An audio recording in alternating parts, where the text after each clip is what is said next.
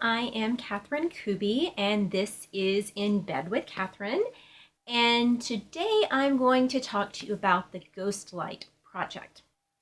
And I need to explain to you, first of all, what a ghost light is so that you understand the meaning behind the name of the project.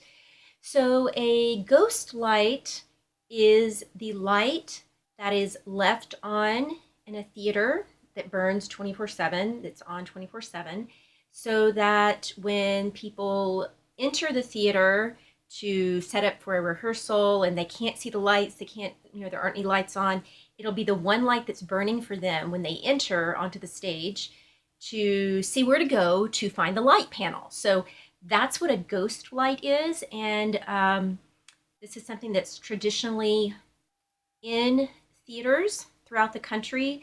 Not all theaters do it, but that's what a ghost light is. It's supposed to be kind of like a lighthouse that's always burning.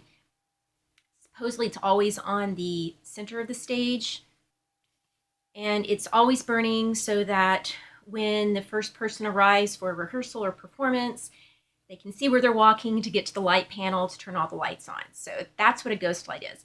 And the Ghostlight Project began, or it was organized after the election in November, and I'm going to read information directly from their website so that I don't give you incorrect information.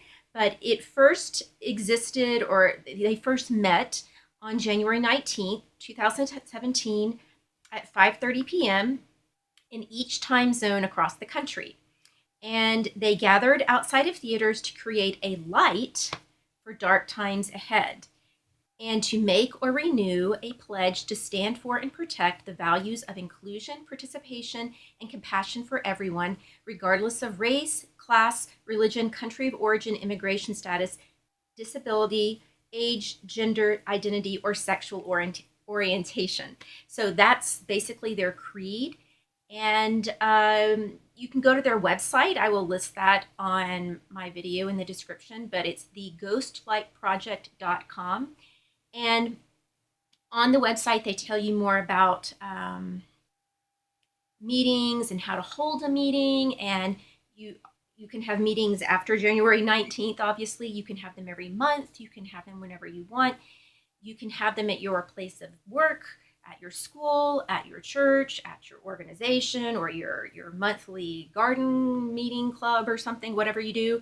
And it's a way for people to come together and to unite, despite the division in our country right now, in a peaceful way, to come together and give each other hope. And it's supposed to metaphorically give us hope in the darkness that has now come over our country. And at the meeting, they encourage you to turn on a ghost light to, represent this ever-burning flame of hope, like a lighthouse kind of. And if you don't own a real ghost light, that is okay. You can use a lamp. You can use whatever you want. But it's supposed to give hope to everyone in the current state of things, in the darkness that we feel is coming over us. So anyway, I wanted to tell you about it because it's important. It's a great thing to know about and for you to be aware of if you want to do a Ghostlight Project meeting. But also, I want to tell you because this past week on Thursday, we did a Ghostlight Project meeting at my place of work.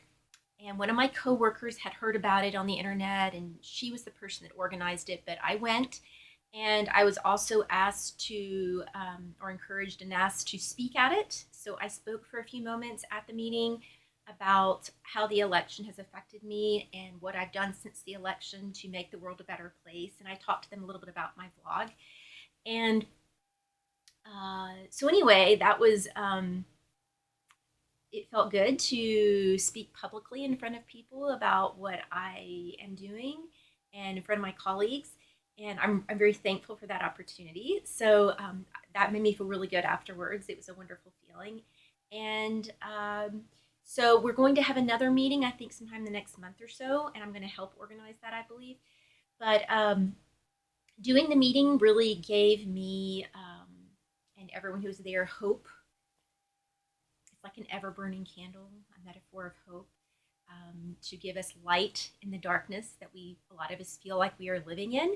So I encourage you to do it wherever you live, at your workplace or wherever, at your church or your community place where you go every week or month or whatever. Anyone can do it. It's free. You don't have to pay. I don't think she paid any money for it. My coworker was the person that organized it. I don't think you have to pay any money. It just gives you guidelines about how to do a project. And so I encourage you to do this, especially if you feel like maybe you live and or work somewhere where there are a lot of people who do not support diversity and inclusion.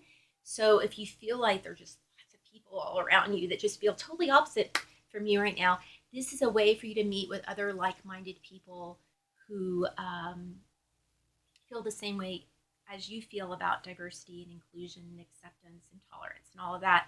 So I encourage you to do it. It's not associated with a political party or political campaign at all.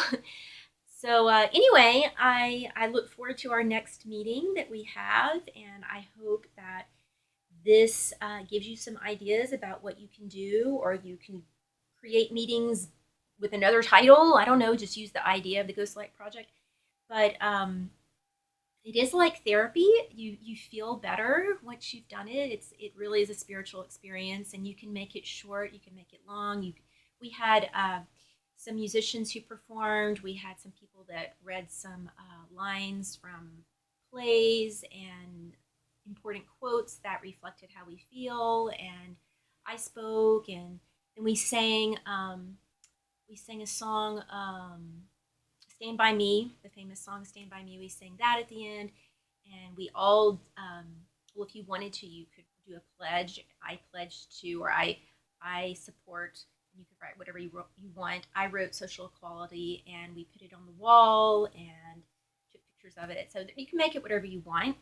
But I encourage you to do this or something like this if you haven't. And it's a peaceful way to show that you and other people like you that feel the same way you do include everyone, and that you don't tolerate intolerance. And so anyway, theghostlightproject.com, and I encourage everyone to do something positive to make the world a better place. It will all make us feel better. And that's it. That's all I'm going to say about the Ghostlight Project. And remember that we all breathe the same air, so be kind to one another. We are all equal, really. No one is better than anyone else. I hear all kinds of stuff in the news about how some people think their race is better. Really, no one is better than anyone else. It's really that simple. Really, it is. And remember that only you can be in control of your own happiness. So do something that makes you happy. If you aren't happy, change your life. And I am Kathryn Kuby. These are my fantastic pussy ears that I like to wear for my vlog. And this has been In Bed with Kathryn. See you next time.